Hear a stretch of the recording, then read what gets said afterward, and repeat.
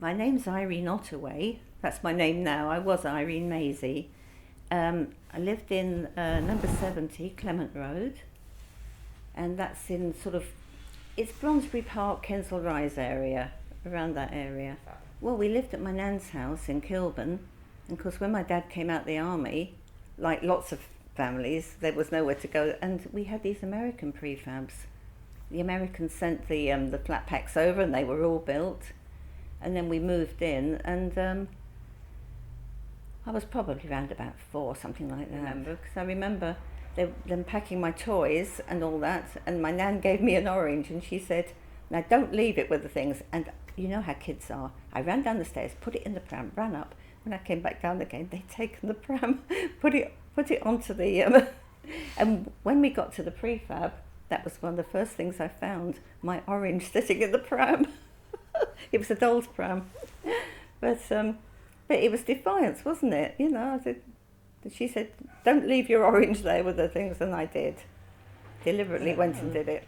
I mean, I just assumed that everybody had put their names down because we were living at my nan's house, my nan and granddad's. So perhaps we were automatically put down for one. I'm not sure. Oh, we loved it there. It was freezing cold in winter, hot in summer. But you had your own garden all around. And the neighbours, I mean, we used to play in the street all the time. And it wasn't till a few years later that actually my friend, her father bought a car. And I think there was only about 2 people in the road with a car. So all the children could play out in the street.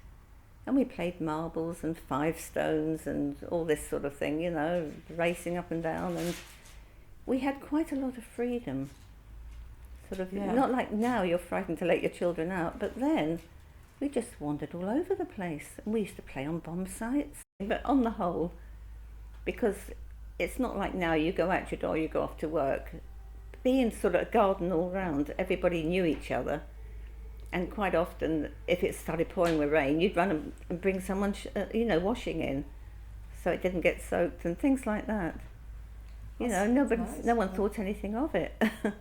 So my mum wasn't working, but then as we got a bit older, she went out to work, and obviously, if we came home and if we couldn't get in, we used to sit on the old mangle outside. It had a lovely table on top of it. We just sit there until she came. So there was one family there that they didn't want to pay their rent, and there was a lot of trouble with them. And then one morning, apparently, they found a hole in the wall. So, in the wall of their prefab. Mm-hmm. Now, whether they'd done that or not, I don't know, whether they'd had a robbery, but sometime afterwards they just disappeared. They hadn't paid their rent, they just disappeared during the night, the whole family. And there was 2 nasty things happened. One was actually on the morning I went off to India. We had 2 house fires up there in the prefabs, and both times a baby was in the house at the time. Oh. Yeah, one was in the next alley to us, and then there was another one sort of up the road a bit, and that was very upsetting. One of them was, she had some toys for the little girl for Christmas and had left them with a neighbour, and when she went to pick it up, I think it was a doll's house or something, she'd left the chip pan on the gas, but the strange thing was her husband was actually a fireman.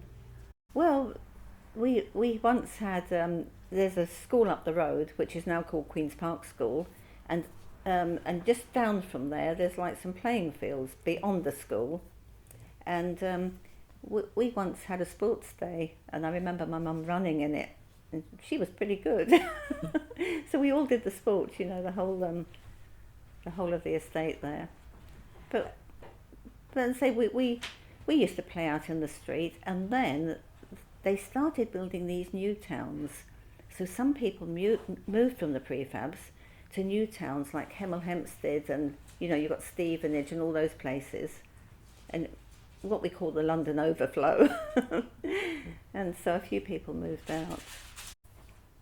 I just thought I preferred our prefabs to any others.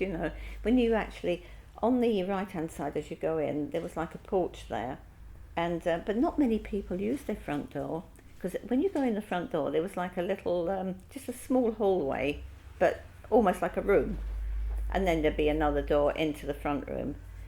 But we all used the back door, which went into the kitchen round the back, and so you had a lovely big kitchen. It was bigger than you get in most houses, room for your table and everything there. And then there was the bathroom. There was a nice bathroom and 2 bedrooms and a big front room.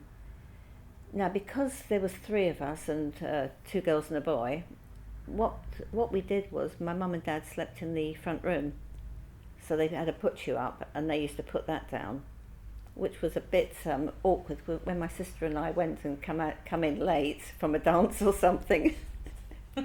You'd have to creep through there, and I'm sure my mum always knew, even if she didn't make a noise, but I'm sure she knew. And I remember once me bunking my sister through the window. I can't remember, we probably didn't have our keys, and pushed her through the bedroom window, and then she sort of went and opened the door quietly. But so we used to get up to mischief like that. We didn't have a fridge, and apparently the English prefabs had a fridge and everything. Yeah. We didn't. And then when you come out from the front room, you're going through to the bedrooms and bathroom. There was a big cupboard there. It's like an airing cupboard where the tank was, so you could air your clothes in there and put your towels and sheets and things. Yeah. And I say we were the last prefab standing. Can you imagine? All around us, everything had been knocked down, and only ours. And so it was a bit. My sister told me on the phone the other night that he was her fiance then. He used to come to visit because they had been moved out, and they had moved to a flat down in Neasden. And when he came up to visit, there was no one around. There's all this prefabs all knocked down, but apparently, and I never knew this, there was a watchman at the end, and he used to talk to him. So it must have been pretty scary for him coming up there. It was Willesden, wasn't it? There was Willesden and Wembley. It's now become Brent. Well, first of all, we went to look at a flat in Neasden, and then I think we looked at something else. And then we were told, no, you can't have those because they're only 2 bedroom, and we need 3 bedroom because my brother as well. And then we got the house in Burnley Road, which was a corner one, was a really nice house. And at the time, there was no houses at the side, so it was all like a lot of green around, and the station was at the back of us. And it took a little while to get used to the trains, and sometimes they'd have them working on the line at night. Once you were used to it, it was so easy. Just come out your door, around the corner, into the station. So it was quite good to get to work and everything, Because actually, while I was in the prefabs, I went off to India for 16 months, and when I came back, they were still living in the prefabs. And so I came back in 66, so we had another couple of years there. Right, just down the end of the road was the big houses. I think it was called Milverton Road, and apparently she was friends with the boys in that house, but she said to me that they looked down on us in the prefabs, and I never had that experience because I had friends in the prefabs. I didn't have friends, outside, so I wouldn't have heard any of that. Because she was mixing with people in the big houses, then she obviously got to hear about it, and So, and I can imagine that, because if you had these lovely big houses and you had a housing estate put right near you, it was like having blocks of flats. You'd be a bit. Well, we loved the prefab, and even on the day that we moved out, my mum swept all the floor and made it all nice, and we left with our cases, and that's how I got that photo. The neighbour who had lived next door was living in the flats just at the back of our fence, the new flats, the townhouses, and she had taken the photograph of us leaving, and she gave that to us, and But having said that, you soon got used to it, and it was a nice house. It was a 3-bedroom house we moved into.